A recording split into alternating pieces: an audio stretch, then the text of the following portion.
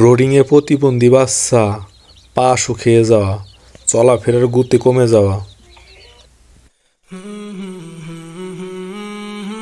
আসসালামু আলাইকুম, কি অবস্থা সবার? আশা করি আল্লাহর রহমতে প্রত্যেকেই ভালো এবং সুস্থ আছেন। আপনারা দেখছেন ওমর ফার্মিং, আর সাথে আমি আছি ওমর। আজকে আমরা মুরগিকে ভিটামিন দিব, ভিটামিন বি কমপ্লেক্স। আমরা এই ভিটামিনটি ব্যবহার করি ব্রোডিংয়ে, কারণ বাচ্চার হাত পা শুকিয়ে যাওয়া এবং প্রতিবন্ধী হওয়া সেসব সমস্যা থেকে দূর হয়। সেই কারণে আমরা ভিটামিন বি কমপ্লেক্স ব্রোডিংয়ে ব্যবহার করি।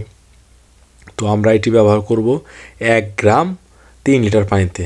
তো অনেকে ওষুধের মাত্রা বেশি ব্যবহার করে, তো আমরা ওষুধের মাত্রা তুলনামূলক যে নিয়ম আছে সেই নিয়ম অনুযায়ী আমরা দিয়ে থাকি। তো অনেকেই 1 মিলি 1 লিটার পানিতে, 1 মিলি 2 লিটার পানিতে এরকম দেয়, তবে আমরা তা না, আমরা 1 মিলি 3 লিটার পানিতে। তো বড় হলে আস্তে আস্তে আমরা তখন মাত্রা বাড়াবো।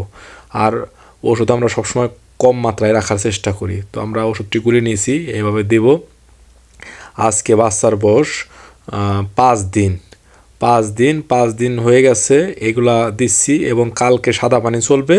সাদা পানি দেওয়ার পরের দিন আমরা ভ্যাকসিন করব, রানীক্ষেতের ভ্যাকসিনটি করব।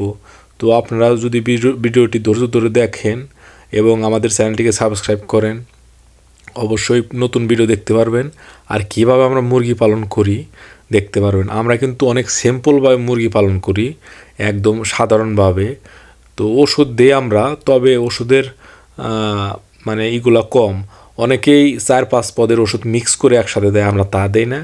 আমরা আপাতত এক এক দিন এক এক ধরনের ওষুধ দিচ্ছি, এবং এক এক সময় আমরা দেখব কোনটা কোন রকম দিলে ভালো হয়।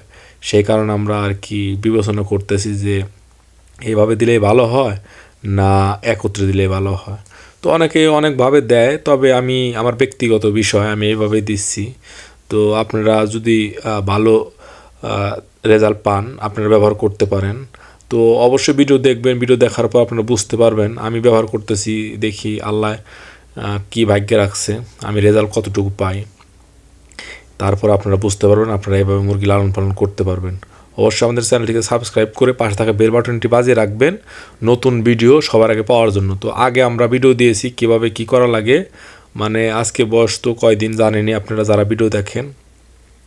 কালকে আমরা সাদা পানি দেব, তারপরের দিন ইনশাআল্লাহ আমরা ভ্যাকসিন করে দেব। কিভাবে ভ্যাকসিন করি আপনারা দেখতে পারবেন।